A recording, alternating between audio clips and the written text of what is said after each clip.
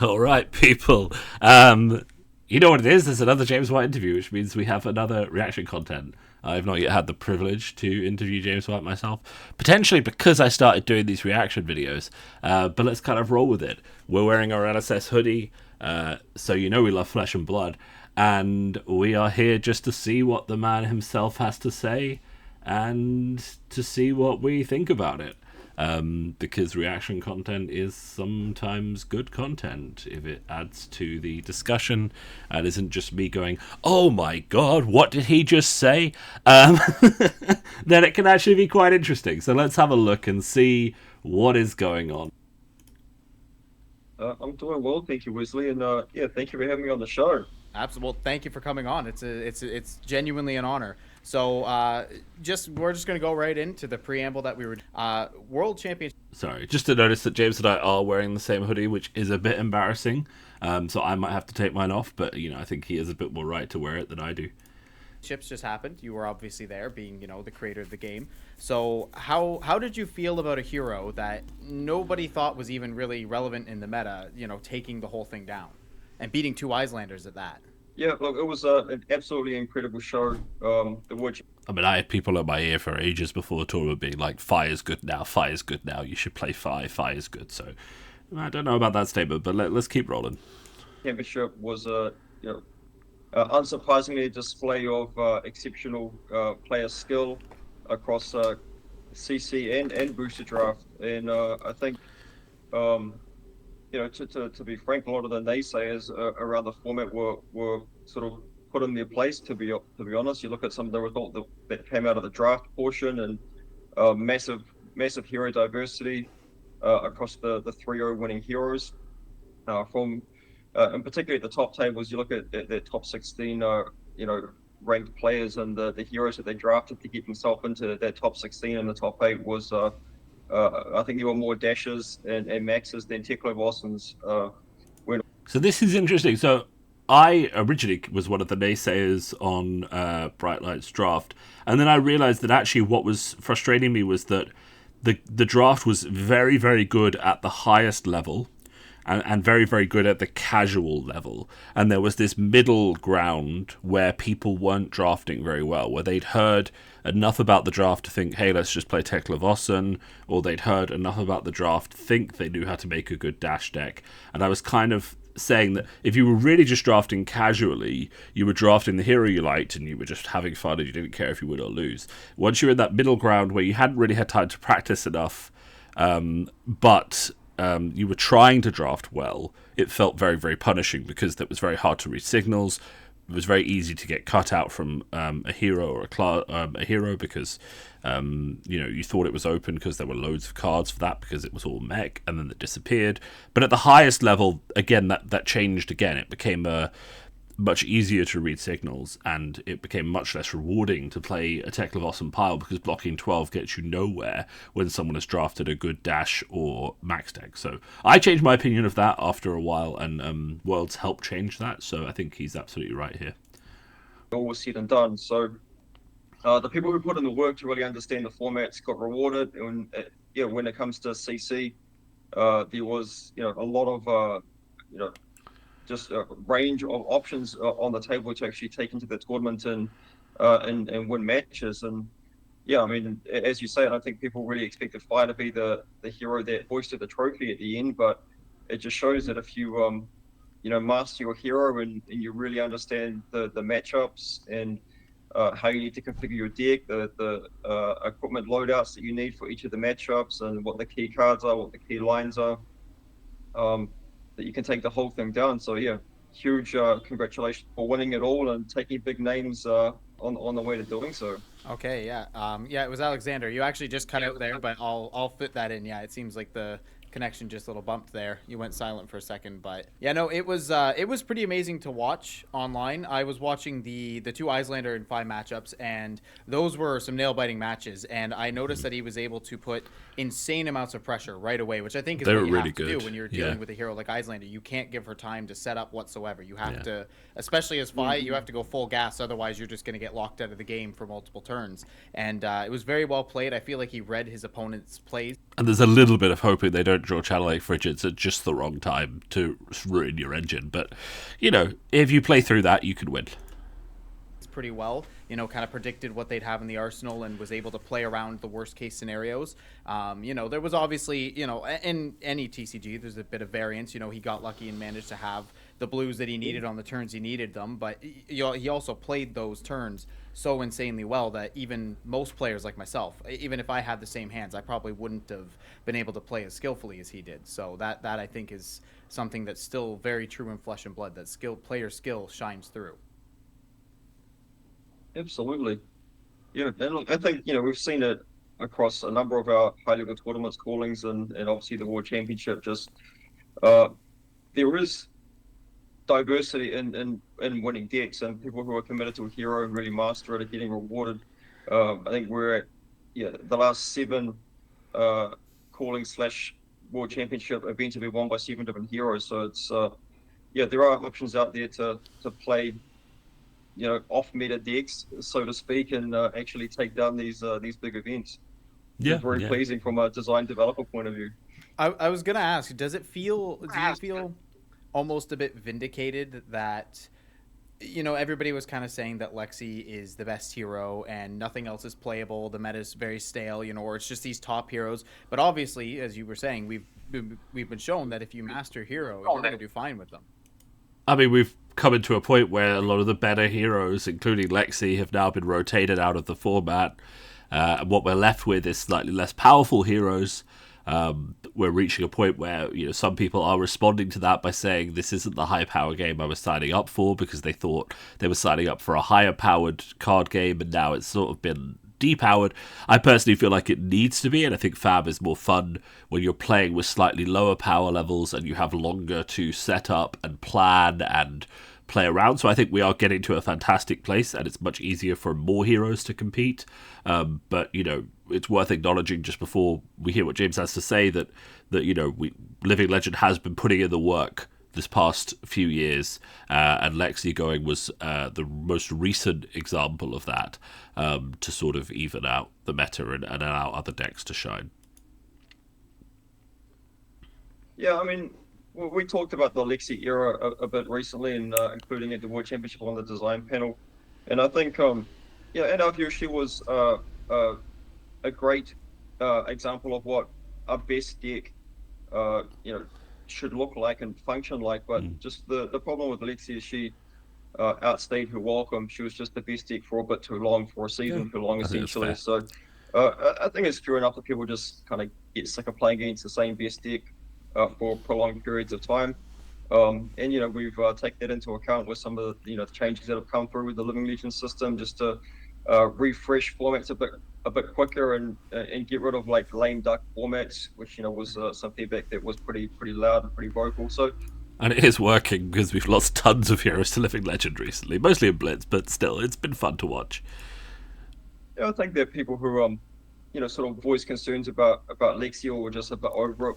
You know, it's in a lot of ways it's valid. But, you know, I guess coming back to your point, do we feel vindicated? It's not so much vindicated. I just think that it's nice to see real tangible results reflecting the effort that we put in from the development side, that, you know, we work really hard to create options for players to take these big, you know, high level events, you know, a diversity of options, and that mastery of a certain hero can be reflected in outcomes. So, yeah. You could definitely see that at Worlds, because the best players were on different decks. That's the main side, right? Because often the diversity in a large tournament comes from the mid-level players playing their favourite hero and not expected to do well with it. I would say at this tournament we saw a lot of the best players on different decks, whether it was Icelander or Phi or the Bravos or the Azaleas. I think we actually saw quite a lot of diversity among the better players as to what they were going to play. Like, they didn't all just slam Icelander and roll with it.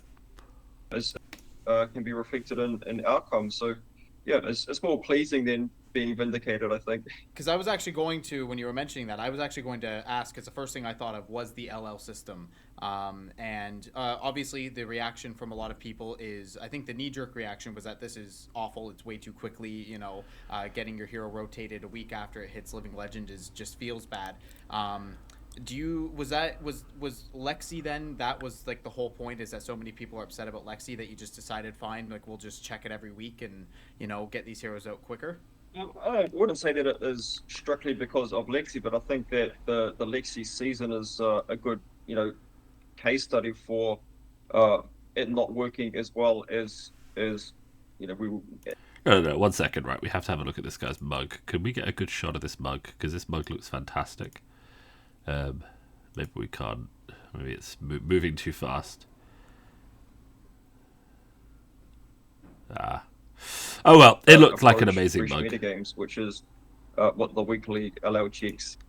All right, cool. Let's reset, team. Let's reset. I got distracted by some cool swag. Get these heroes out quicker. I wouldn't say that it is strictly because of Lexi, but I think that the Lexi season is wait. Oh, look at that, guys. I don't know what it's from. It looks like maybe like Star Wars or something. Maybe I can't see it properly. Is that like some guy holding a giant sword? But that is a fantastic mug. Mug game is very important. I don't have... Well, no, I do. I have my mug here. I haven't taken it downstairs after I had my coffee, but mine is a clean, completely glass see-through mug, which I drink my coffee out of because I like to look at my coffee. But I do also like some good mugs, so there you go, mug game. It's important. Anyway, back to James. We're just talking, just so I don't get distracted, we're talking about the rapid progress of Living Legend and changing Living Legend to once per week. That's what James has been asked about here, just in case you got distracted by my mug thread and you're wondering what was going on. Case study for it not working as well as as it could be, and we want to see players have more opportunities to approach fresh metagames, which is what the weekly allow checks enable. And we've seen it with the skirmish season, which has been super exciting. We got the weekly leaderboard update, which will happen just after we finish this interview, actually, and just seeing the shifts in the metagame week on week, it is phenomenal. I'll give you a little bit of insight. Briar in week 3 of skirmish season just clocked up more points than not only the first 2 weeks of the skirmish season, but the entire previous skirmish season. So it's like this only happens because the metagame has shifted. A whole bunch of probably Runeblade players who were on chain, he's LL, they've looked for a new home. They like their Rosetta Thorns. They picked up Briar. Maybe Kano or Kassai was suppressing Briar, and she clocked up I think it was around 100 points this week. Which is more than the previous. I think he's not wrong that it is more exciting, and I think as someone who owns a lot of cards, I am allowed to be excited by it, and I can be excited by the fact that, the meta is changing so fast. But we're looking at it from a different perspective. So I didn't have a chance to go to a skirmish. I kept having to put off the one I was going to go to. And every time I had to put off the one I was going to go to, I had to change all the preparation that I'd done for the first one. So for the first one, I built one deck, and then for the second one, I had to build a second deck. And that kind of added another bar for me thinking about going to Skirmish 1 and then finding the time to go to Skirmish 2. And I know people are saying, look, find time, make a deck. But it's not always that easy, is it? I mean, when you've got all this other stuff to do and YouTube content and all this other things, it's not always that easy to sit down and build a new deck. So it did feel a bit rapid. Also, I think the biggest criticism of the fast changes isn't necessarily how it impacts the meta. The real criticism and question is it putting people off playing the game because they don't own the cards and can't get them in 2 weeks or 1 week's time, right? So, for example, if I'm on a low to mid income and I don't have a lot of savings and my hero Living Legends in Skirmish week 1, am I going to suddenly be able to pivot to another hero week 2? Or am I just cut out of the rest of the skirmish season? And maybe, in the worst case scenario, maybe my hero Living Legend in a skirmish in another country, whereas my local store does not have its thing until week 3. So the deck that I've built and I've paid money for and that I can afford, and I can't afford a new one right away, living legends before my store's skirmish actually comes. So I think from a meta perspective and from a game and freshness perspective, checking every week is fantastic. From a player participation, money saving, all that kind of vibe perspective. Let me turn this down a little bit. All that kind of vibe perspective, I really think that changing every week is probably a bit too fast. I don't know what the answer is. It might be because I still want everything he said to be true. I want players not to be locked into a shit meta for an entire season when a hero comes in week 1 and just starts smashing people. So I don't know where the middle ground is. But it seems like 1 week might be too fast.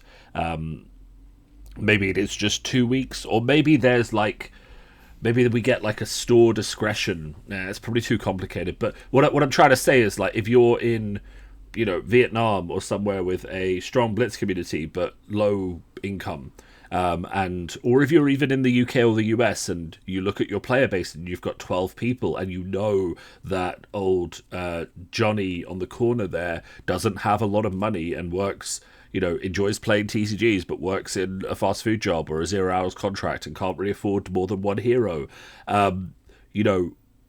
do you allow that person to keep playing their hero for 1 more week at your event? Now, you can't, obviously, if it's a skirmish, but, some sort of discretion in that regard might be allowed, but it's too easy to abuse is the problem. Maybe stores, now that we've adjusted to this, maybe the real solution is communities just having a bank of spare Blitz decks and sorting out the person whose hero just got living legend in kind of a social way. That might be the way this ends up going, but that obviously presumes that the whole community has the resources to switch to other decks. I know there are some communities out there in the world where lots of people are on the same deck, and because it's a cheap and one to buy in, and they don't have enough money to buy a lot of legendaries for other decks. So, there's always going to be people let down by this kind of system. I just want to flag that I feel like the problem with it isn't that it keeps metas fresh. The problem is a economic and financial one, in terms of the rapid pace of change and the fact that heroes aren't free to build decks for. Rather than the meta changing. The meta changing and being fresh, like what James is talking about, is absolutely fantastic and is brilliant to see, rather than just being smacked by the same hero for a month's worth of tournaments. So I agree with that point. The other points are where I'm concerned. Entire skirmish season and in the first 2 weeks of this one combined. So just that's one example. You'll see the leaderboard update when it comes through, but a whole bunch of other off-meta heroes have picked up pace as well. Riptide picked up a whole bunch of points, and Emperor, went from being unplayable to picking up 56 points this week. So, for me, that's really exciting, and having that sort of dynamic metagame enabled by these weekly LL checks, I think is great for the game, and is great for players to be able to express themselves through, deck creativity, and it just keeps things more fun and exciting. I actually agree. I think one of the things that I've thought about especially with Blitz, is that if Kano, Shane, and Kassai were still in the format from the first couple weeks all the way to the end, we would, instead of people complaining, oh, the heroes are leaving too quickly, we would have the exact opposite, where people would be upset that these heroes, I had to face Kano for 4 weeks, or I had to deal with Shane for 4 weeks until he finally left. So I personally also like the fact that things are rotating, although I do understand the feels bads of I'm getting my skirmish at week 3 and my favorite hero is Kassai and she hit living legend. But I do agree with you. I think for the overall health of the format, it's much better to have heroes just kind of leave a bit quicker once they hit that point. And it does feel like it's kind of I guess it kind of fits the idea of living legend, that hey, this hero did it, they're gone now, they've got it, they've hit that point, and now you don't have to deal with them anymore. Yeah, I'd also just add that we understand that people have very strong, deep love, emotional connection to whoever their hero is, whoever their main is. But I would also just say that these heroes that have just LL'd have been around for literally 3 or 4 years. People have had really good mileage out of Kano, Kassai.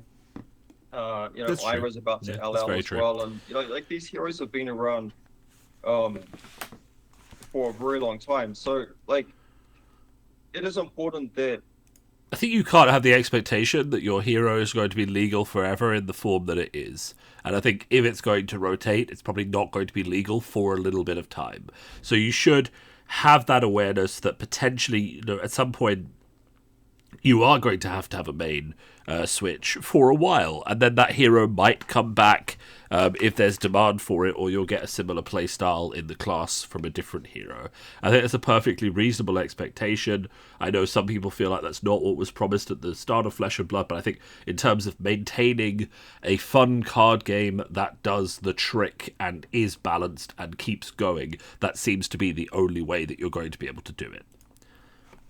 these metagames do refresh, and that's, heroes do hit LL, and the next batch of heroes gets to come through. And the other thing just with this particular skirmish season is we had a big cluster of heroes that were, sitting at a high number of points going into the season. 300 plus points. So it's sort of they've been sort of moving up the leaderboard sort of in unison. So it's not unsurprising that that sort of bundle of heroes have all ascended in this season. It was completely expected. That Chain, Kano, Kassai, and Ira would all LL, and there's a long shot chance that Dash makes it as well. Looking at the results that came in this week, I think that she probably will not hit Living Legend in week 4, but there is a chance. But yeah, people have had 3 or 4 years to play with these heroes and enjoy them, and now it's sort of time to move on to the next generation of heroes that are coming through. Yeah, it's going to be exciting. And the other really key thing for Blitz in particular that I just put out there is the next skirmish season isn't until August next year. So whatever comes out the back of this skirmish season is going to be your format for the next 8 months. So I think this is a huge point, right? Because it is actually not so easy to get Blitz points. Most of the major events aren't Blitz points. So, the counter to my point earlier about the economics is this was always going to be quite a rough period because all these heroes were so close. And now that they are gone, we actually do have a stable period that people can adjust to and buy into. And so the counter to my point about, think about the economics and people who can't afford new heroes is it had to happen. And here we are moving on to the next point. So just to acknowledge the weakness of my own argument, because I'm saying that there is a trick and a problem for some people where the economics might have priced them out of this skirmish season, but I can also understand the logic that says this had to happen because we had so many heroes hovering near Living Legend and that they've been around for years and the meta was really stale, that we just had to go through this rough process of quick Living Legend status so that we could have an interesting Blitz meta for the next 8 months, and people could invest in that meta and have belief in it. And it's also fair to say that if people bought into those heroes 2 years ago, they got 2 years out of playing with those cards, which is actually probably a good enough economic value, right? There's always going to be one person who bought in last week and was like, what do you mean at Living Legend? And I'm just, you had to read more, right? You had to be paying more attention to the meta than you did. So I want to just end with, make sure I'm adding that in, is that I can make that point about this is rough economically, and I'm more talking in the abstract about this 1 week shift, because this could be the norm for the next skirmish season as well. There could also be 1 week shifts, and people who want to keep up could find themselves under pressure again. But it is good that we've reached a point where there is going to be a set skirmish meta for 8 months, and it is good that skirmish meta has removed a lot of these existing heroes, and people can adjust and buy into that meta. So I think that's worth acknowledging. It's not like we're going to be just, farewelling heroes left, right, and center week on week on week. It's like, yes, we've gone into a big surge of LLs, and then we're going to come off the other side of it, and it's going to be, very stable for a good 8 months until the next skirmish season rolls around. And one other thing too is, very clearly the next set heavy hitters, you're also introducing 6 new heroes. I don't know if all of them are going to be Blitz legal. Maybe you're just doing some adult only, or or maybe some are just young only, like you did with Outsiders. But the meta is going to shape up quite nicely, and I think for Blitz especially, there were. And I imagine it's a little difficult to design when there's so many heroes in a format that it gets a little gets a little too clustered, that there's just so many options. Now I know CC is the format that I believe you're still mainly designing for, because I know CC as well, you've mentioned before that you don't want it to be a format with 40, 50, 60 different heroes. You kind of want it a little bit smaller, because you have to be able to balance everything, and when you get too large of a number, then it just becomes a bit of a nightmare to try and keep everything in line. Yeah, our development focuses primarily on classic constructed and draft. As it should be. We do spend some time on Blitz, but it's certainly a small amount of time compared to classic constructed. And yeah, Just to acknowledge here, like that is what it should be. Those are the two main competitive formats of the game. Like, I know there are fans of Blitz, but Blitz is like the playground where you go to play weird heroes and have fun with powerful cards in a shorter game format. And CC is what the game is actually made for, and that it should be the design philosophy continually. as you say, there's 15 new heroes coming into into circulation in 2024. So yeah, I mean, with that many heroes coming in, we do need to farewell some out the other side as well. And look, for heavy hitters, I can tell you straight up that of those 6 heroes, all 6 of them, there are young and adult versions of them. So yeah, both formats get to enjoy an influx of new heroes. Okay, and I mean, obviously the most important one so far is adult Kassai. I think there, myself included, I think a lot of people are very much looking forward to that, because she's one of the most beloved heroes from Blitz, and I feel like probably the only one that so many people have said that they've wanted as an adult hero. There are a lot of young only heroes, but it feels like Kassai is the one that everybody's truly wanted to come to Classic Constructed. And I'm personally very interested to see how the deck shapes up once we get more cards from heavy hitters and see, kind of the strategy that will open up with her. Yeah, absolutely. I mean, for my travels around the world, to the callings and pro tours and world championships over the last couple of years, Kassai has by far and away been the most requested hero to make into an adult. It's not even close. So seeing that much anticipation for her made it very clear that we needed to make good on that. And It's a free win. we're really pleased with how she came through in heavy hitters. Raise an Army in particular is an incredible card.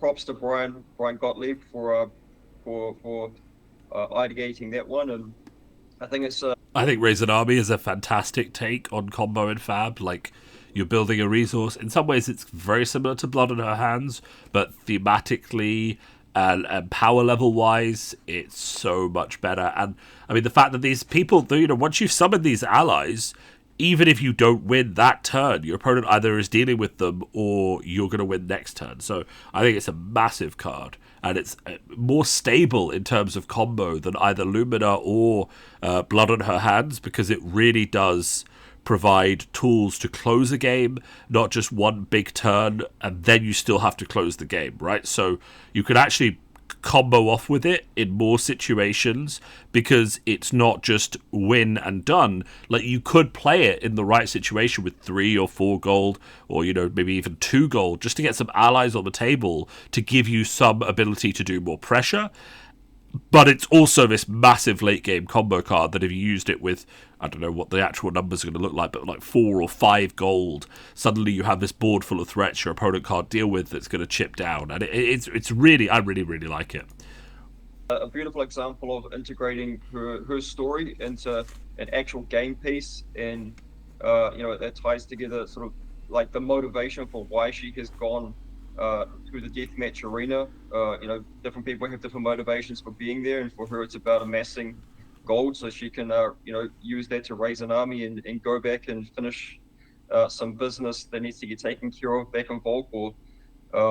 So yeah, it's a really powerful card. It's not a huge flavor win, but it's a very, very, very powerful card. I don't know if I agree with that. I think it's a huge flavor win. I mean, she's summoning an army and she's spending all the gold she earns in the pit fight to win. So I would say it's a flavor win, James. I don't think you have to bring the team down. I think there's a flavor win. I think you can give yourselves that. That Kassai fans will enjoy casting and winning some games with. Yeah, and I noticed that, because I had a couple people react, a friend of mine especially, who he's not a fan of tokens. He plays Riptide and Teklevossen, so he has some horrors from the Illusionists. But one thing I noticed about it is that it seems to be following in the kind of newer design style, or what I've noticed is it feels almost like the design style of the first few sets, where it's a very, very powerful card, but you actually have to spend quite a bit of time building up to it, right? You have to amass those gold tokens. You can't be using them to give Kassai's, draw off of them to give Kassai the ability to swing twice, because if you're using the gold for that, then you won't be able to raise the army with them. And it feels like a very much a payoff card where it's not just like a free I play it, get like 6 tokens all at once for no reason. It's generating interesting choices within the flow of the game, and also giving you options for faster and slower games, which is why Kassai's new hero ability is fascinating, and this card works really well with it. Just go in, and it's one that's very strong, but you actually have to work towards. Yeah, these are some of my favorite and best cards that exist in Flesh and Blood, where the power of them scales over the course of the game, where, like you say, you have to like work and invest into setting up your game state to really get the most out of it. And I really like the tension that exists, as you mentioned, between having these golds in play, that sometimes the right thing to do is actually to cash in that gold to turn on Kassai's hero ability, in the early or mid game. But obviously the cost of that is you don't have that gold later to raise your army. So that tension is real, and sometimes it's right to just save all your gold for the raise an army. Sometimes you need to cash it in along the way to just keep the pressure on your opponent or maintain that that momentum. And again, this comes back to hero mastery, though. You really need to understand what your role is and what your key lines are for your different matchups. Some matchups you're going to have to really lean into raise an army. Some matchups the card just isn't important at all. So understanding like what the role of your gold is in each of your matchups is going to be quite a key skill for Kassai fans to unlock. Learning how to play your hero well. Who'd have thought that that's something you got to do in a game like Flesh and Blood? You can't just throw cards on the table and hope it works. I guess there's 2 things off of heavy hitters. The first is that this is obviously a non-talented set, much like Outsiders was, where it's a dual class, which I personally think is a beautiful design space, making these cards be usable in multiple classes, where some of them are obvious that it's more geared towards one than the other, and it's but then there's still that nuance with deck building. So something other people have noticed, though, is your team just kind of taking a break from talents just because of how powerful they've been in the past, or is this just you're kind of exploring different spaces in the meantime, and talents will be kind of in and out of sets? Talents are special in that we haven't revealed all of the talents yet, so we want to take our time introducing the talents for the regions that we haven't gone to yet. So it's like we're in this for the long haul. For us, it's always been about creating a game that will stand the test of time, and we want to keep some things up our sleeve to surprise and delight the fans over the years. So yeah, like we will complete the talent cycle eventually, all in good time. And in between, those new adventures into unexplored regions, we will do things like Outsiders and like Heavy Hitters, where there's sets that don't have any talents, or we will go back and revisit sets like Dust Till Dawn, where we revisit the known talents. But yeah, talents have a really important part in our world and in our game. But likewise, so do untalented heroes, and it's kind of reflective of the world of Wraith in respect to not all of the heroes, in the lore have talents.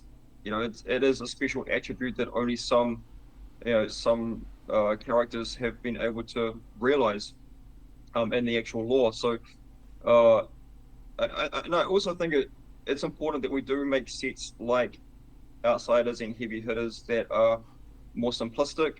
If we look back, just one set to Bright Lights, again, like Bright Lights didn't have talents in it, but Bright Lights was really pushing the limits of complexity in terms of mechanics in the set. Just a hell of a lot going on. Yeah.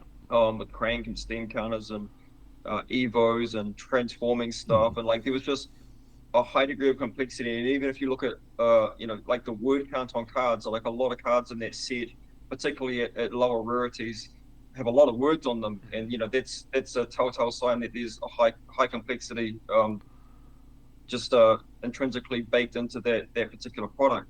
It's okay to have high complexity products from time to time. We need to do that Yeah, from for time sure. to time. There's people that really relish that. Bright But Lights was fun for that reason. at the same time, it's important that we have products like Outsiders, like Heavy Hitters, that are way more simplistic and that can act as um, as on ramps for people. You know, maybe playing the game for the first time, and you'll see that with like the pre-releases, like we'll be out there, you know, really promoting Heavy Hitters as a great product for maybe people to try Fish and Blood for the very first time, because it is way more simplistic, but in a good way. Like the gameplay is still really engaging and really rewarding. I think that Heavy Hitters is probably our most fun set so far. There's just what Got to get that marketing line in there. But I think what he's saying is absolutely correct. Like, you need a mix of high complexity and low complexity sets. High complexity sets for more established players, low complexity sets for new players, and it's good if you market them appropriately.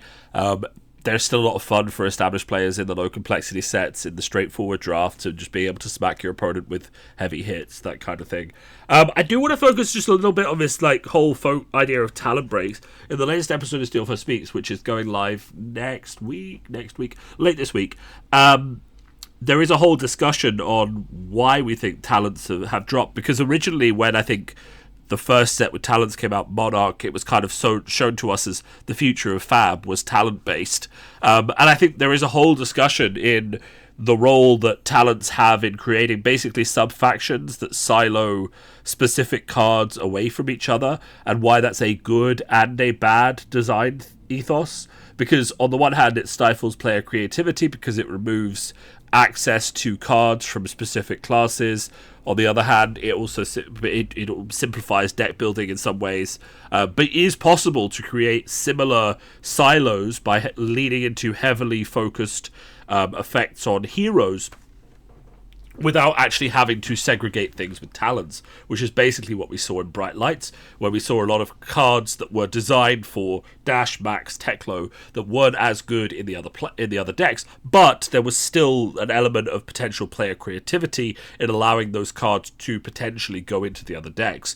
So what we'll likely see in Heavy Hitters is roughly what we saw in Outsiders, which is cards that are heavily focused on one hero, like the Katsu cards, for example, from Outsiders, which mean that the silos still exist. So there's still the combo silo that Phi doesn't enter into, but Katsu does.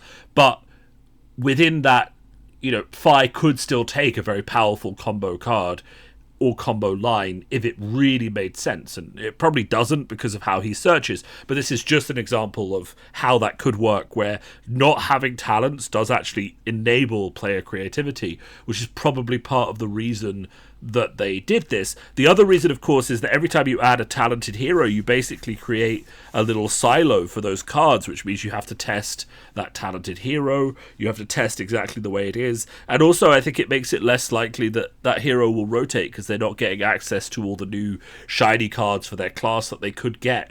You know, if you want we'll say Viserai to rotate, right, and you print a light Runeblade, for example, Viserai is not going to gain any additional power because all of the powerful cards will be light Runeblade. If you print Runeblade cards and Viserai can use them, really all you're doing is giving Viserai the tools to Living Legend, where he previously wouldn't have had the tools to Living Legend, increasing the rate at which he's going to go from the game.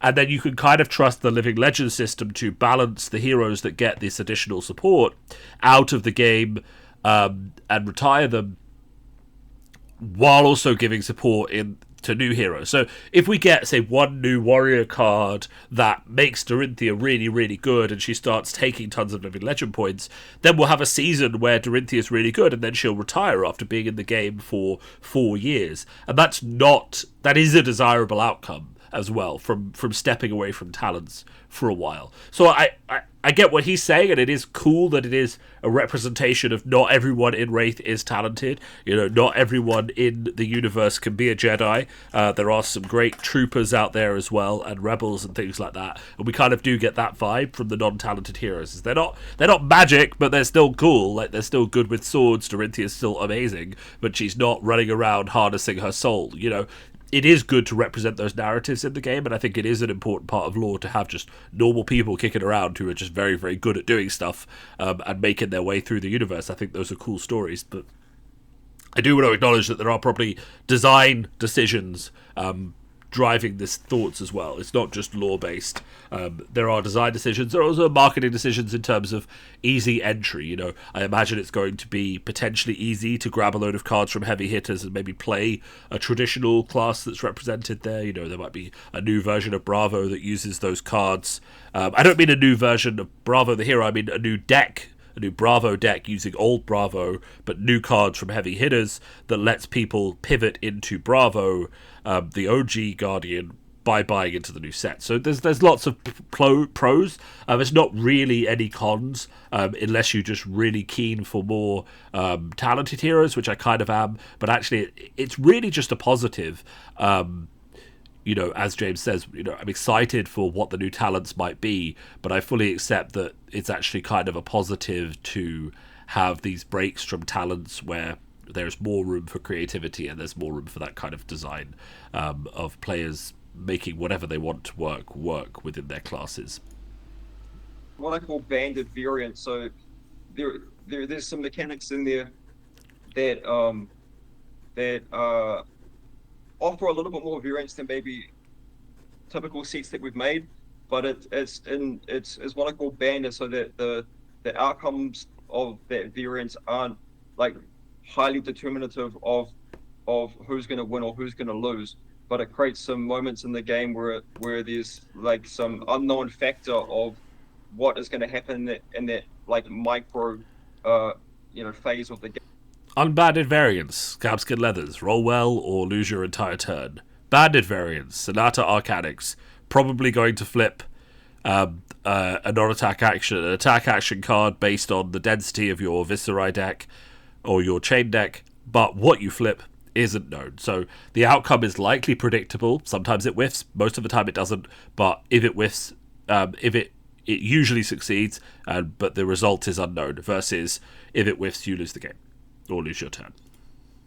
Game, which is really fun, and I think it gives people just like a little burst of excitement throughout the game. I think that people will enjoy it. We really enjoyed it internally, including people who aren't even in the dev team. Like, there was one thing that we did with heavy hitters was bring in people from outside the dev team to provide their thoughts and insight and feedback, and internally, like across the department, the people who came and engaged in it really rated it as being a very fun product. That's very good to hear.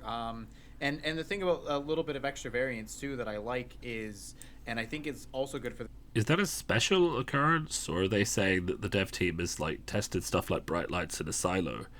Because I mean, I think if you've got people in the studio at your company who are within your NDA shield, who are less competitive and less engaged in the rules of Flesh and Blood, but obviously they work for your company, so they probably play it like much like in video games where they do friends and family testing of the game.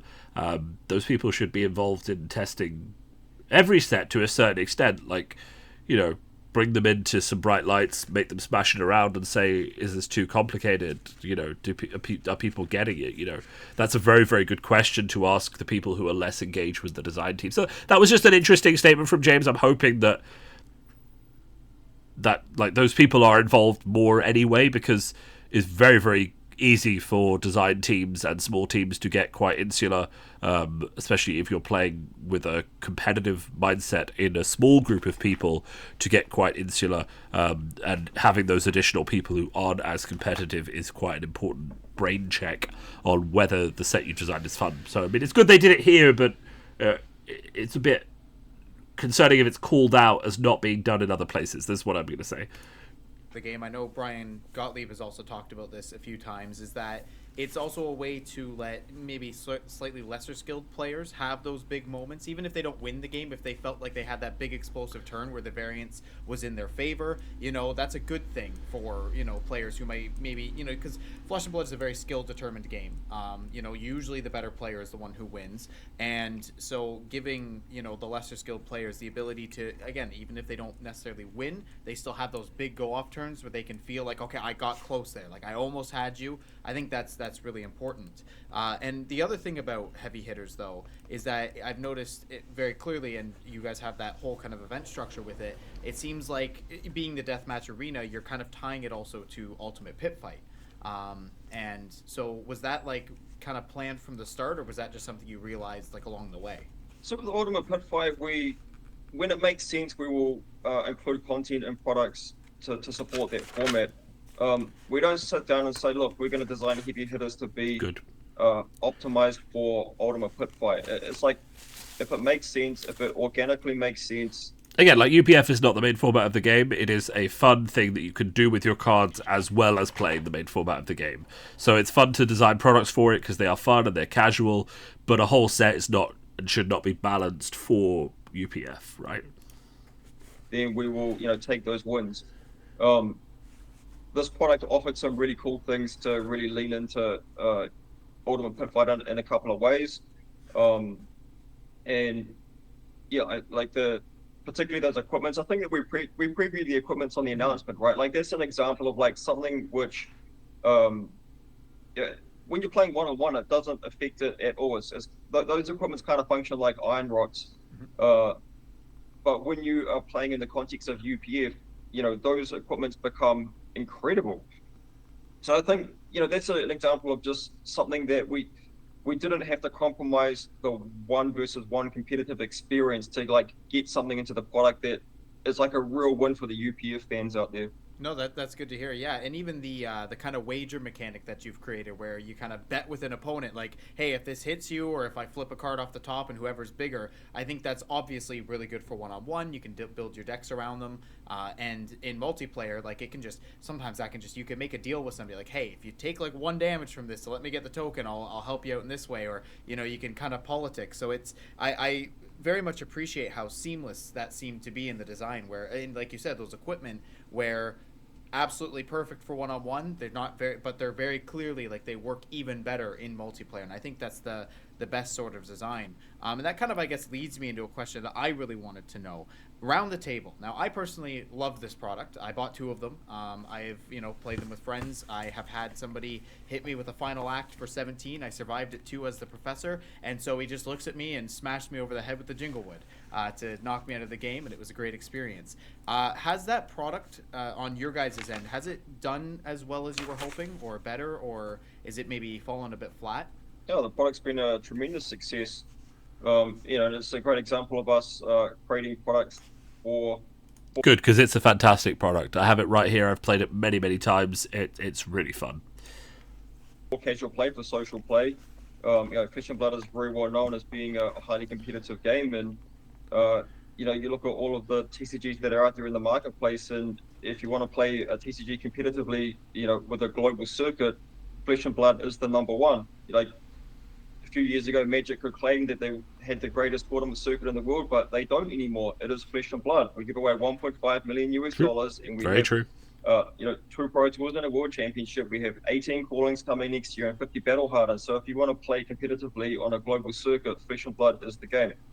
Saying that, not everybody cares about that. A lot of people don't want to play competitively. They want to play at home, around the kitchen table, and just play for fun. And up until around the table, we hadn't made any products which were catered specifically for that use.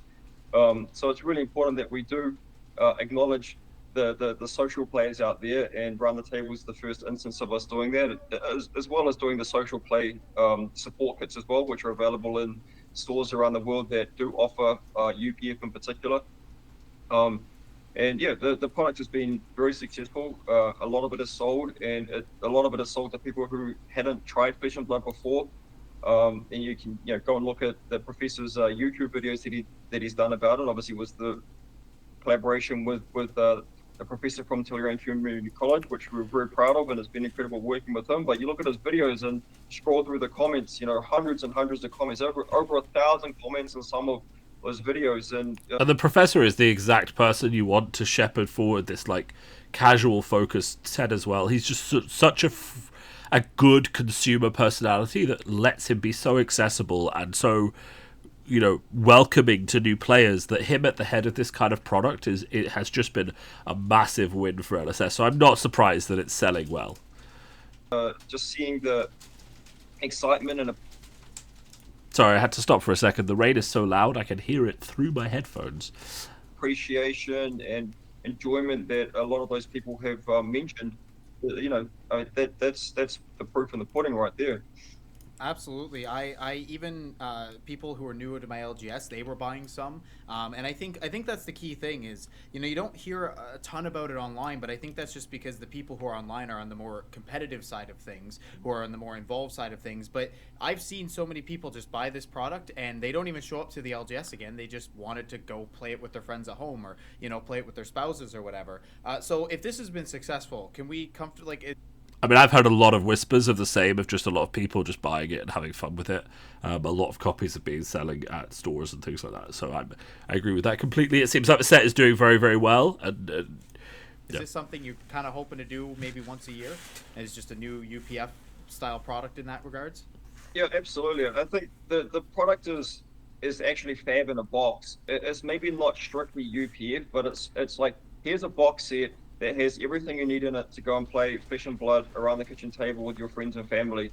So that's more the concept. And yeah, you can expect fab in a box to become something that is regularly available. I like Fab in a box. The Dorinthia versus Rhino set was quite fun. That was kind of Fab in a box. I mean, obviously, we've still got the glaring issue of Glistening Steelblade not having been reprinted, despite the addition of the expansion slot to the game, which I thought would have been the perfect excuse to reprint Glistening Steelblade.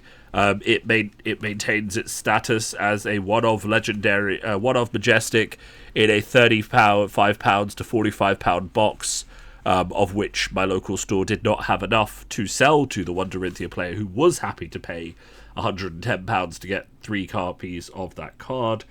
And also made worse by the fact that nothing else in that set really had huge resale value, meaning that singles people were basically loading all of the value onto that one card, whereas if there had been, say, 3 or 4 Majestics in that set that held some value, then it would have been split out, much like we see with Around the Table, where some of the cards are mechanically unique, but because no singular card holds all of the value in the set, it is possible to get some of those singles for more reasonable prices. Now, it's still £8 for a copy of Red Bittering Thorns, but it's better than paying the entire box price for one card.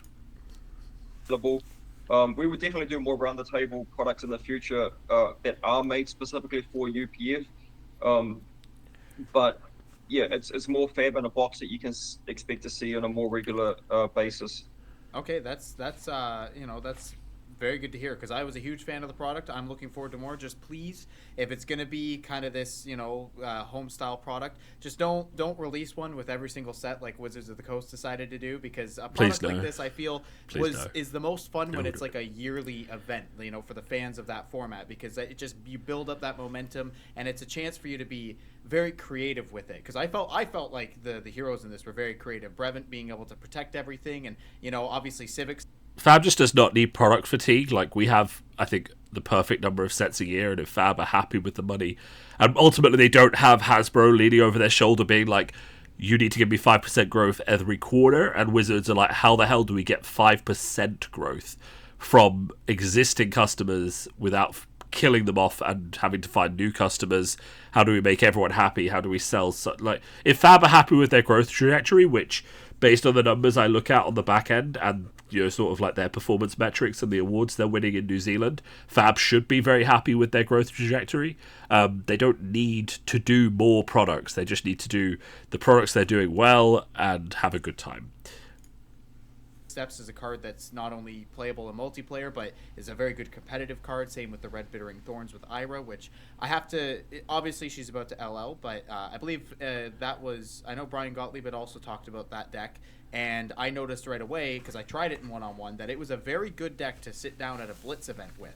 Not, overpowered, and it's not going to, be the most powerful deck at the table, but much better. I believed it was a step up from your normal kind of Blitz precons for somebody just getting into the format, which I felt was very good. And I also have to really commend the design space of these. I believe Beaten Trackers is another one where you're taking a legendary equipment card and you're taking it down to the level of like a rare, like you did with the Mask of Three Tails, is just like a one-time the Mask of Momentum, but it's good. Such a beautiful design space and a really good idea for those who, maybe don't have the money to spend on the legendaries, or they haven't quite decided whether they want to invest in that class or hero or in those cards. But then you give them an option to play that's still a very good card, just not, it's magnitudes cheaper, which I think is very good for newer players to get into the game. I think it's good. And also, like, that, I do have... the thing is also, like, in Blitz, the ability going off once per game versus going off every turn is somewhat mitigated because the games are faster. So I think that's a very important thing just to acknowledge. Cheaper, which I think is very good for newer players to get into the game. Because leading off of that, I do have. I'm trying to kind of splice these in. One of my patrons had a question, and it's very close to this. And he asked, "Will there ever be another Classics Battles deck?" After the first one clearly wasn't what you got. You had said wasn't exactly what you had expected. But also, where's our lore books? So I'll answer the Classic Battles one first. So yes, you can expect more Classic Battles type products in the future. They will be reworked quite a bit from what the first instance of Classic Battles was, but yeah, I think it has an important role to play. Again, like, I thought Classic Battles from a gameplay perspective felt fantastic. It was balanced against each other. I did it for multiple learn-to-play events, and people found the decks had lots of lessons inside that was very enjoyable to get into. But I just come back to that sticking point of a single copy of a Majestic in a learn-to-play product that made it fly off the shelves, so it wasn't actually available for people to learn to play with, and also just driving the price of that one card up too much. You need to have 2, 3, or 4, just spread out the cost a little bit so that the single card that someone wants, the Majestic, costs £10, there's another Majestic that costs £10. It would be perfect, it would be fine. Because I'm not saying I don't want there to be value in the box that justifies people buying it who aren't, like, LSS should want it to sell. They should want cards in there that people want who are also not just new players. That is a good way to sell boxes and to get the product moving. But don't do it just on one card. Like, spread it out a little bit. Lore books, yeah, look, it's on our wish list. Some good progress was made on that recently with a new full-time writer joining the studio very recently. So we're really ramping up our in-house writing capacity. And I do hope that we can get the next book out there in 2024, and it can become a more regular thing. Okay, that's very good to hear. Yeah, I know.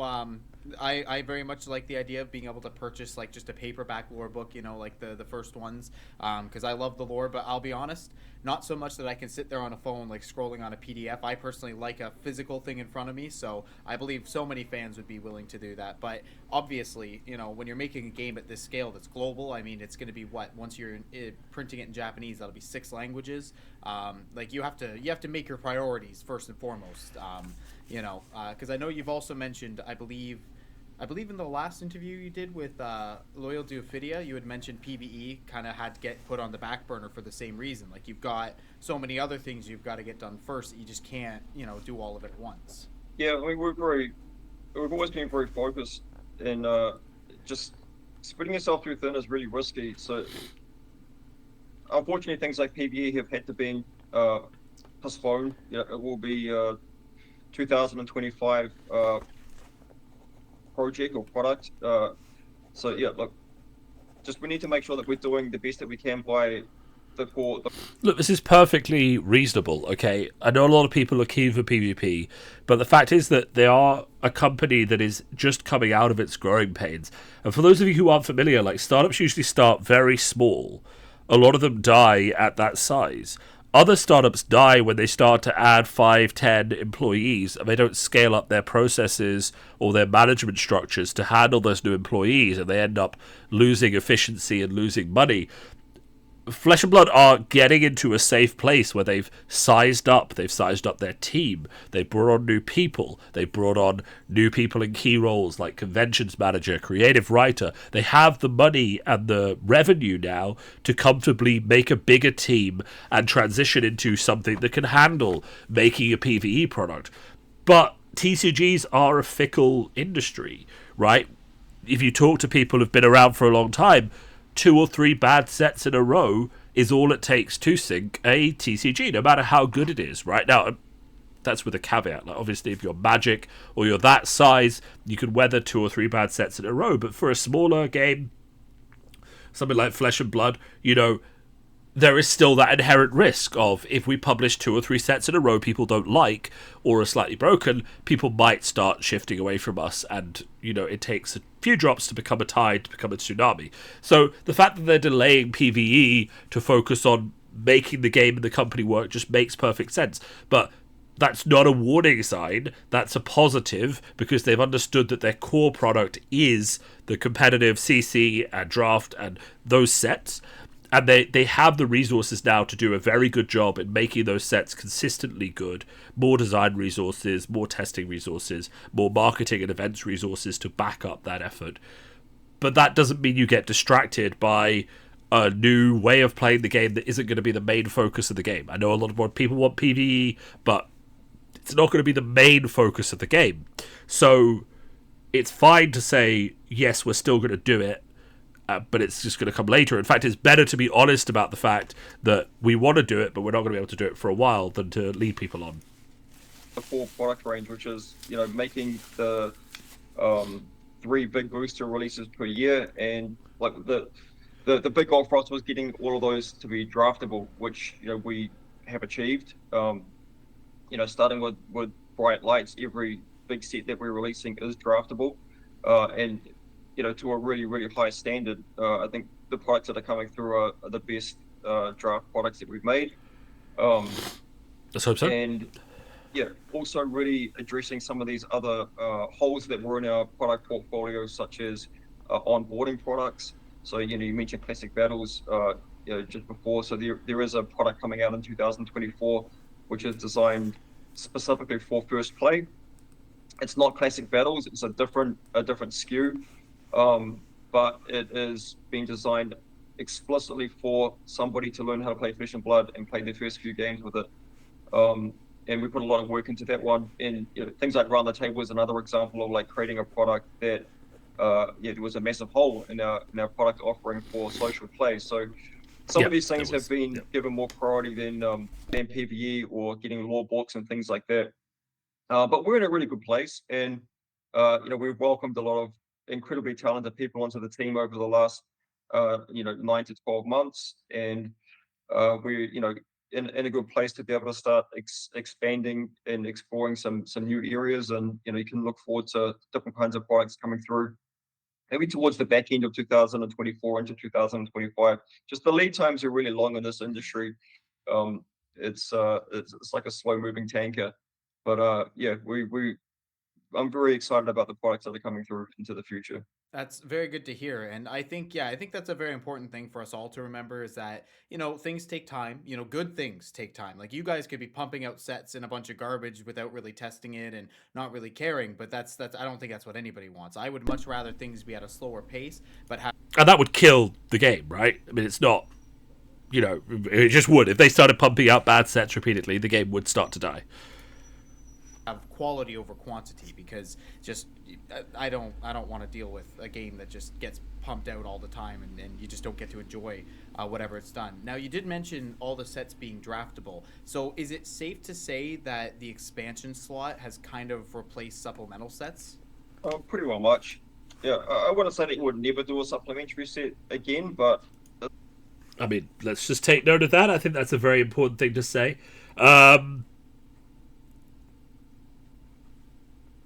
Take my little notes. They're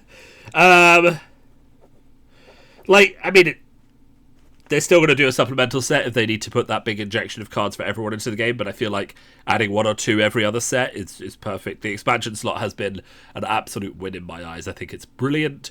I think we're seeing the impact of it. I do feel like it's a bit bad when we get something like Wax On or something like that for Ninja when everyone else is getting really powerful cards. But it's going to happen sometimes. You kind of just got to roll with it. It's not on the roadmap. I think it's really important that we're offering 3, draftable or limited compatible sets per year. People really like playing Seal Deck and Booster Draft. And, for our competitive play circuit, we want Booster Draft to exist to support programs like Road to Nationals, Pro Quests, Callings, and the Pro Tour World Championship. And you will see Seal Deck and Booster Draft coming back to the calling circuit.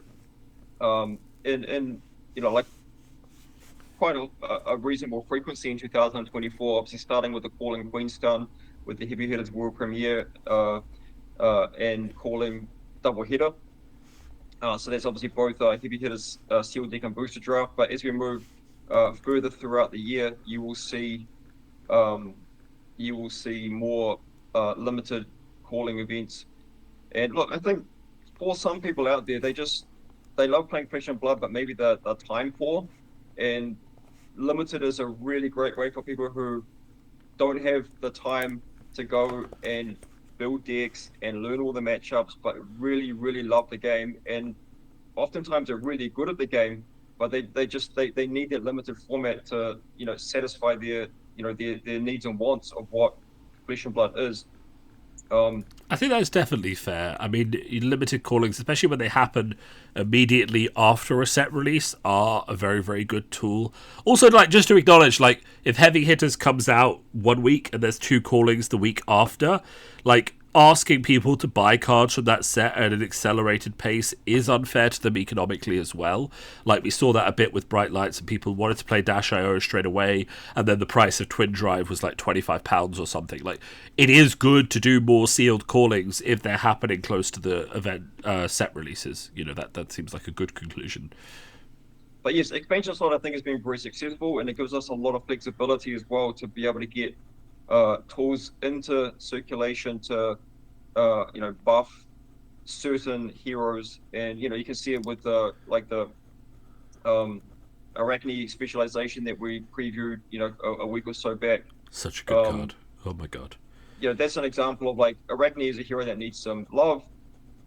Here's a card specifically for him that we believe is going to be quite impactful for the Arachne players out there. And it means we can do it more frequently than with the supplementary set model, which was like, we're releasing about one per year, right? It's just a long time between drinks when you have to wait a whole year for a supplementary set to roll around. So I think the expansion slot is very positive in that respect. And it means that every product that we release has something for everybody. I think that's quite important as well. Yeah, I felt like supplementary sets too, as you've expanded into more talents and more classes. Crucible of War, where there was only 8 classes, it was a bit easier to give Crew everybody was so exactly good. What they needed. But Such a good it set. felt like with Dynasty, especially, that it was. But partly it was that the power level of Crew was good, right? One of the main problems with future supplemental sets, sorry, sirens in the background, was that the power level of the cards was not commensurate with what the heroes already had available to them. So the sets weren't super exciting. A lot of people were just looking at what came out of them and saying, hey, this doesn't feel like something I want to play with. So, I think there's more than just one thing going on. Almost spread a little thin, like everybody got like a couple cards that they really needed, and then the rest of it was just didn't really have the impact it did. And so I personally think the expansions, but it wasn't because of the volume of cards, it was because of the power level of the cards, because they've been trying to bring the power level of Fab down. So the power level of Crew very high, the power level of Dynasty kind of low. Like that was a big dynamic going on as well. lots have been way better, because again, like you had mentioned, just I know Pheno Black has said that he's getting a Prism card for really good. revealing on December 9th. He said in his one video. That's all we know. I hope it's true, because I, as a Prism lover, I am very excited to get more cards for her. I've been, ever since seeing her at the Realm Rumble recently, I've been doing some more brewing with it and trying out the more Herald build and getting off that Iris Copium. So and I just love that, even though, I mean, I'm excited for Adult Kassai, but even if I wasn't a Brute, Warrior, or Guardian player, if I am an Arachne player, well, there is something, at least to, I'm probably not going to buy boxes, but at least you've got a card to pick up. You can now tinker around with your deck. You can now, experiment with things. Also, that new weapon, which looks incredibly powerful, but again, following that same design line, like you have to build into it. It's not just free value. You have to kind of use it, throw it with the flick knives, and then bring it back. You have to pay the silver for it. So it's just, I personally I did put out a tweet a while ago that I think the expansion slot's just such a win, because it does let you. Sloop is absolutely correct on this. That the meta needs, and possibly the next set. Well, I guess you can't do it like right in the next set, because you got that lead time. I know you have to print things in advance, but just, I assume, offers you a lot more flexibility than having to wait till that once a year time to drop a full set around it. So I know, yeah, you've got about 5 minutes, so I guess I'll just get a couple more questions. Sorry to the rest of the patrons, I'll just get a couple in here. The first one, I guess I will do is kind of more towards the collectability side, because we've talked about a lot of playing stuff. So let's go to collectors for a second. With the so this is coming from Eric and Transient Fire. I'll just kind of mix them together. So with the kind of the prizes going towards things like gold foils, and especially the judge packs being like really good versions of these new cards. So Transient had asked, like, how do you kind of get with the focus going towards those rather than like what's in the sets? How do you get stores, box breakers, and high spending collectors to want to open up a lot of the product to prevent the spiking of competitive cards, kind of like Warmongers and Codex of Frailty? And then also, like, the other question too is with the judge packs is if collectors are upset about it, why not, like, will these reprints continue, or do you plan on ever using like alternative art for those? Yeah, so I think that the booster sets have a lot of value for collectors in them, particularly with the marbles. I'll be honest, I think that the marbles in Bright Lights fell really flat. I personally was quite disappointed with them. I think it's good for him to acknowledge that, because a lot of what the collectors I've been hearing saying is like these marvels aren't marvels, they're just cold foils, right? And there has been a line drawn through, you know, when we first introduced the concept of marvels in Uprising, that marvels weren't just cold foils, they were a step above. So then when Bright Lights came out and the marvels were just cold foil versions of the equipment, that really did feel flat with a lot of people. I think that's one of the reasons we've seen the price of Majestics in Bright Lights spike so highly. So it's really good that James is acknowledging that. Than Micropotent himself. Like, Micropotent is what a marble should look like, but the Evo marbles were not my cup of tea. So yeah, like, you can expect marbles to be more like the dragons and the angels. Like, that's what marbles should look like in Micropotent. You know, beautiful. So it's kind of an interesting question there, is that if James White wasn't a fan of it, how did it happen? I mean, I'm guessing he's given over some of his power of final approval over sets to other people, but I think, like, this is probably a good sign. Remember, every time I talk about startups growing from small companies to large companies, I talk about growing pains. And what likely happened here is that due to the way that the set was being built, and by the time the art was done, it was too late, and it had to go to printers and all these other things where it's not design choice, it's processed failure. That leads to these things happening, because there are going to be times in card games, that I've definitely seen it happen in other games, where the art comes in and you need to go. You need to ship because it needs to get printed, and you don't have time to tweak or change or all these other kind of things. And that probably happened with Bright Lights, where, you know, James is learning to give up power, which he needs to do, like 100%. You know, the man needs to have responsible subordinates he can rely on, who are going to get the design done and the art done and the set design done and all these kind of things, because that is how startups fail, when the CEO continues to hold the grips on the reins and doesn't let other people take power.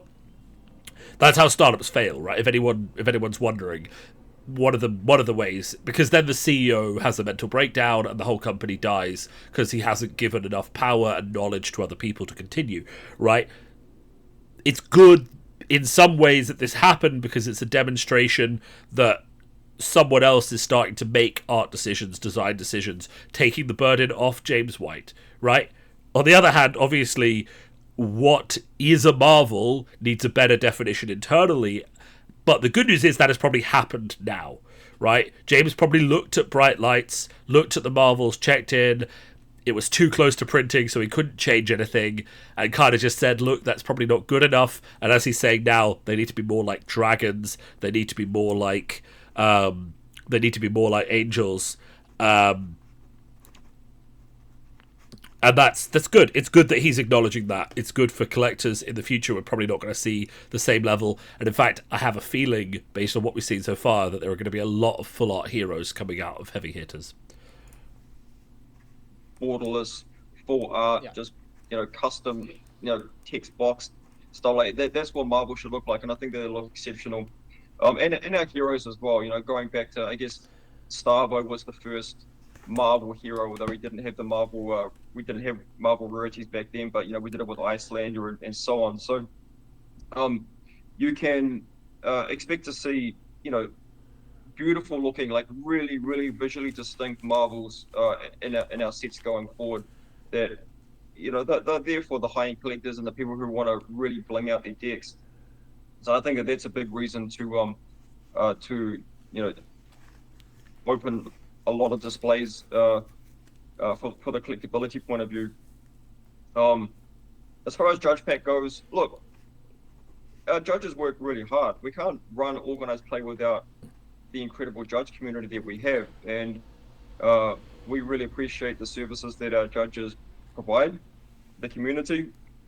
And you can tell that it's telling that literally my only criticism of judge packs is that there should be a few more cards in there to protect the cards that are inside. I actually think that judge packs are brilliant. I think they're a way of rewarding judges in a way that also gets the collectors cards, but basically kind of semi-funds the judges through collection or through cool cards that they want. But I really think the pack should be just like padded out a little bit with maybe some blank tokens or something, just to protect the cards inside, because a few of my friends have open judge cards, friends who work really hard judging, and the cards have come out a little bit scuffed. So I'd like to see some sort of like more protection, especially if the judge packs are just one card in a pack. And it's important that we recognize that through offering them some beautiful cards as well. So that's what really the intention of the judge packs are, is just a gesture of our appreciation for their service, their work. You've got to keep in mind that these people are also giving up the opportunity to play in events. Yeah, it's not as fun. So unless we will continue to doing the judge packs. Yeah. And I don't really understand where the complaints are coming from around the judge packs. If people desperately want the judge packs, they could join the judge community and the judge program to assist with their events. But you too can get judge packs. It's not actually that hard. You just have to judge the right events and actually put the work in to support your community, and then you could be getting those cards. But you don't want to. You want to play. So if you want collectibles, you have to buy them, and that's fine.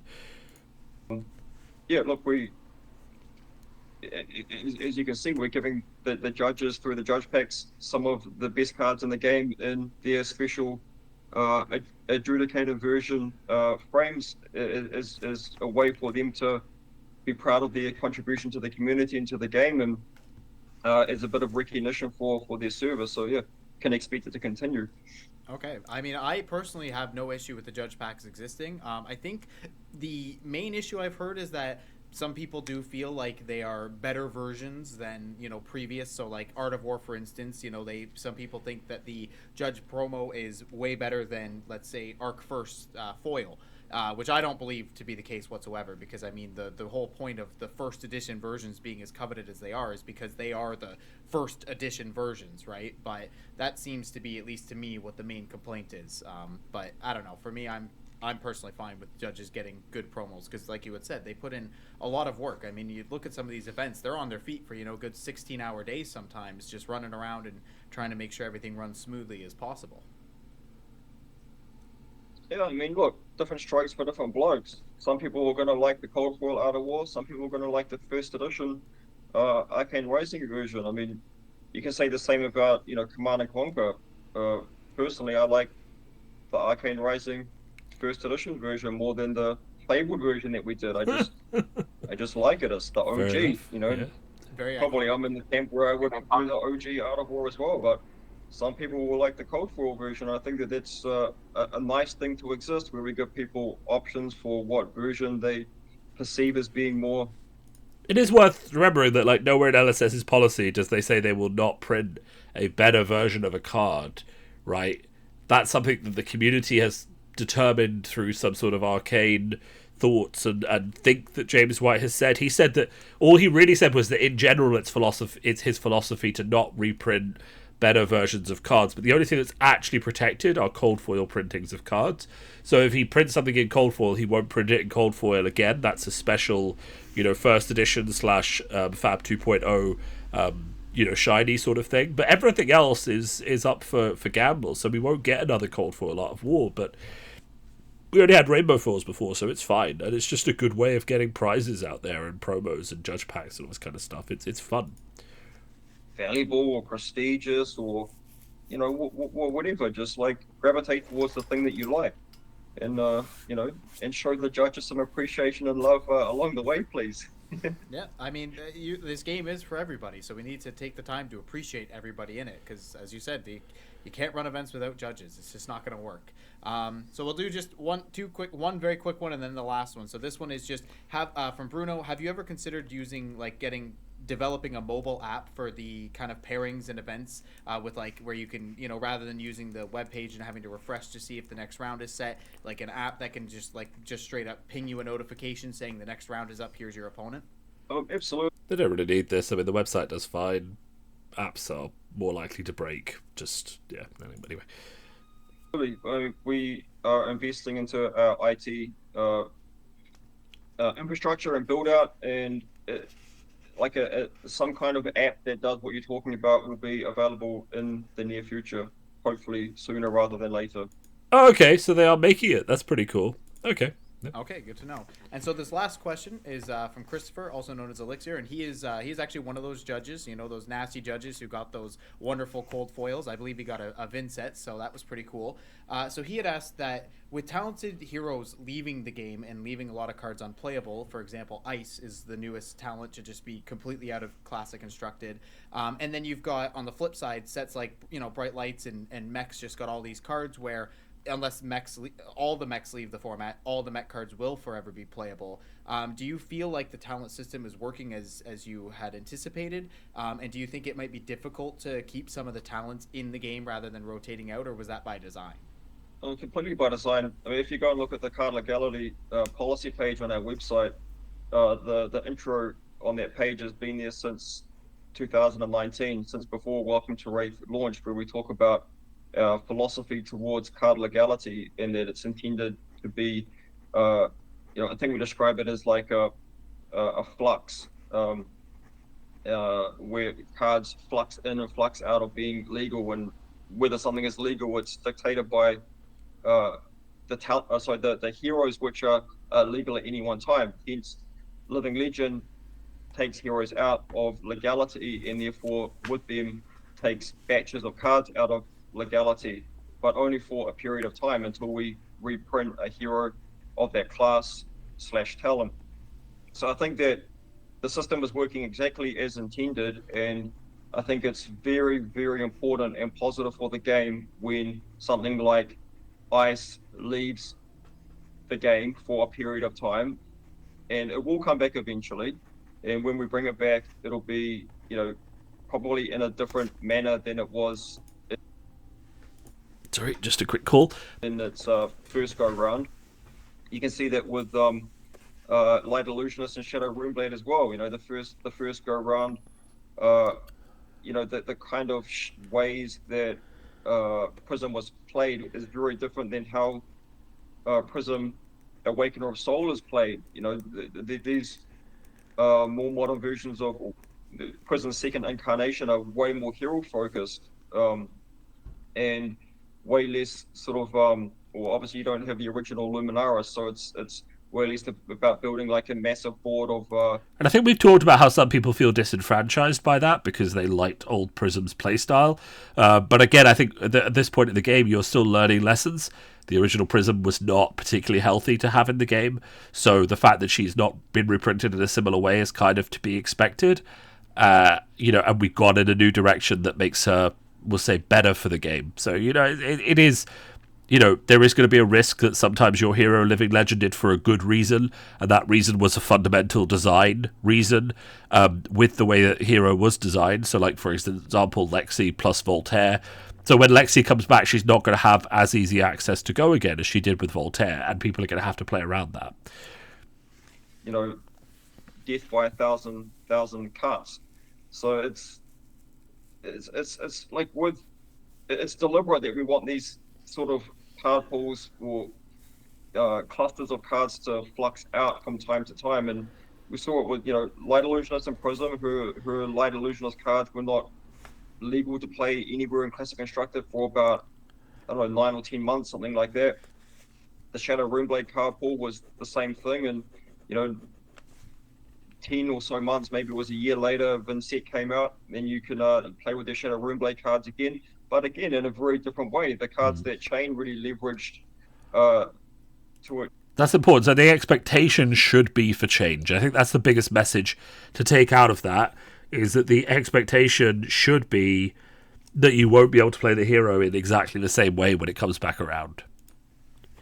To extreme potency, not the same cards that Vincent cares about. So, like, the system is working how we intended. And again, I think it's really important that these talents they are rested from time to time. Like, there will be a time when Dromai hits Living Legend and the Dragons are no longer legal for a period of time. And I think that will be important as well. I know that there's a lot of fans out there who absolutely love the Dragons. I love the Dragons. They're a beautiful part of the game, but I think it's important that after people have played against Dragons and Dragon board states for probably 2 years or more by the time she LLs, that people have a rest from that. Very much so. Eventually Very we'll much bring so. the Dragons back again, and everyone can get super hyped and excited about getting to slam down the Dragons again. So yeah, this is something I do flip-flop on. Like I've said before, that I feel like taking someone's main away from them does feel quite harsh when you could just ban 4 or 5 cards. But I also do completely understand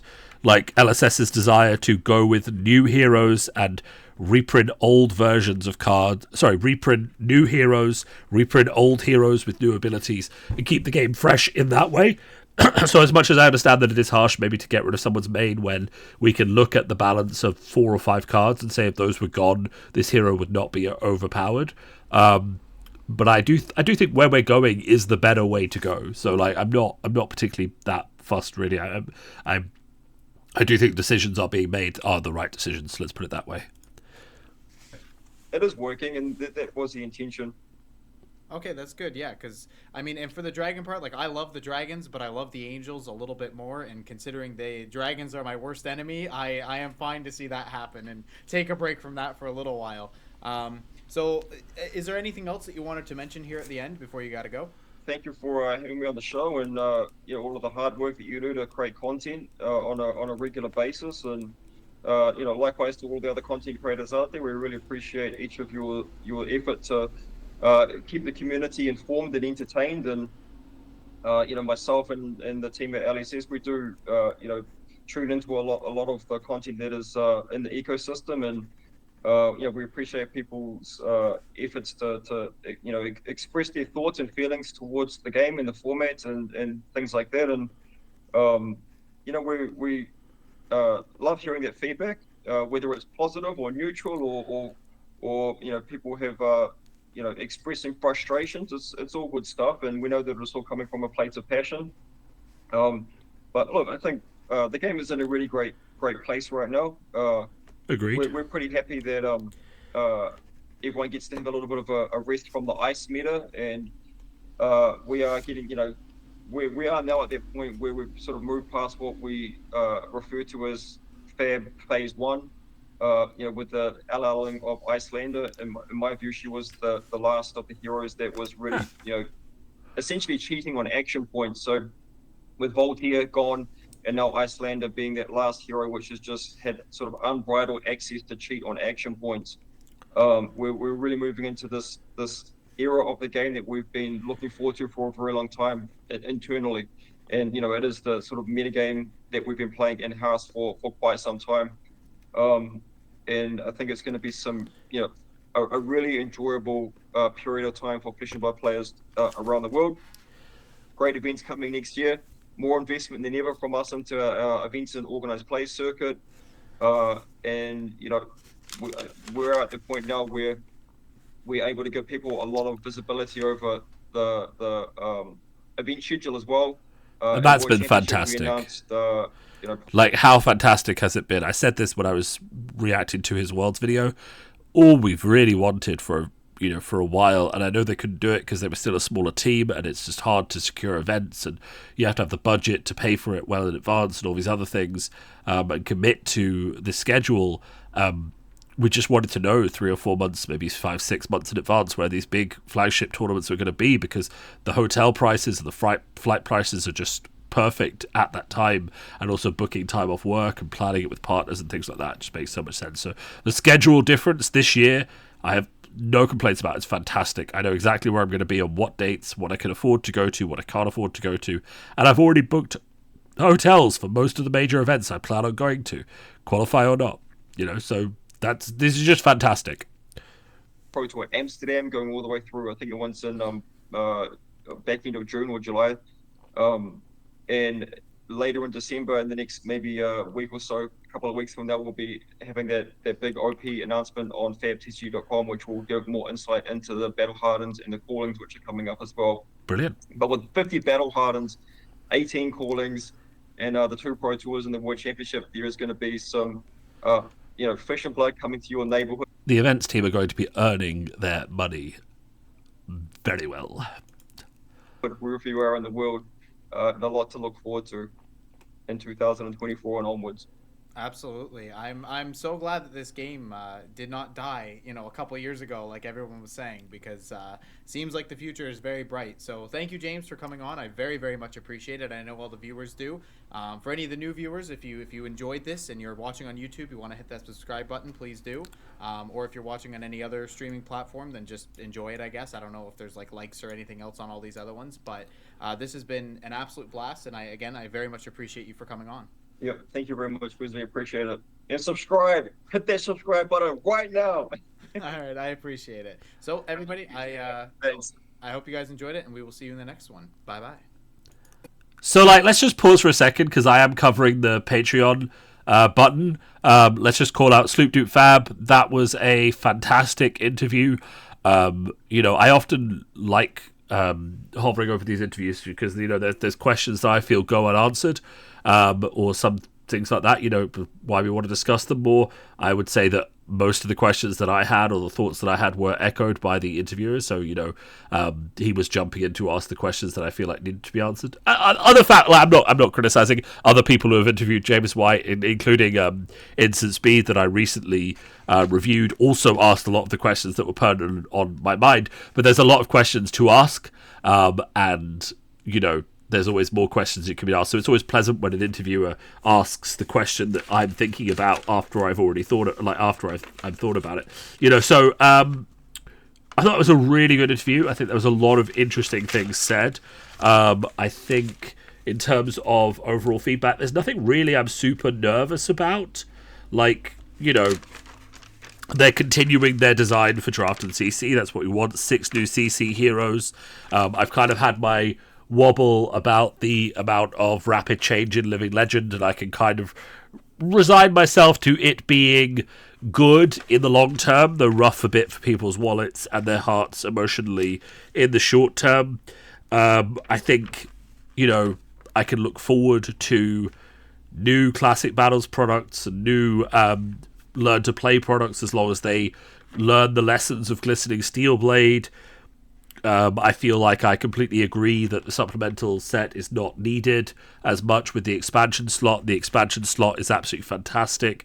I can agree with the fact that Bright Lights Marvels were not as good as they should have been, and that's one of the things affecting the price of Marvels in that set. I can agree that Judge Packs are fantastic. And I kind of agree that the Living Legend system is working as intended. I've had things to say in the past about how it feels bad that an entire hero is rotating for the sins of a few cards. But actually, it is good to have some sort of rotation in the game. And it is good to say, hey, we've had a bit of Lexi. Let's move on to a different type of Lexi. I do think Fab has to be careful when they're changing the design of heroes. There are a lot of Prism players who've been lost from the transition to old Prism's playstyle to new Prism's playstyle, which is a bit of a risk because those people had not only the money but the emotional investment in Prism. So to lose them from the new Prism playstyle, to lose them from new Prism, in the transition from the rotation of Living Legend is kind of letting them down a little bit. But I feel like maybe we'll have to see a few more examples of new Living Legend heroes once the others have gone to figure out whether we're happy with their approach. It is right that playstyle should change a bit because obviously the old playstyle Living Legend for a reason. But it is also a bit tricky if it's no longer something you enjoy playing and you realise that your old main is not for you anymore, but you still have a lot of affection for them. Do you stick with the game? Do you find a new main? Or do you just say, well, I liked it before, but I don't like it anymore. I'll see you on the next one, There you go.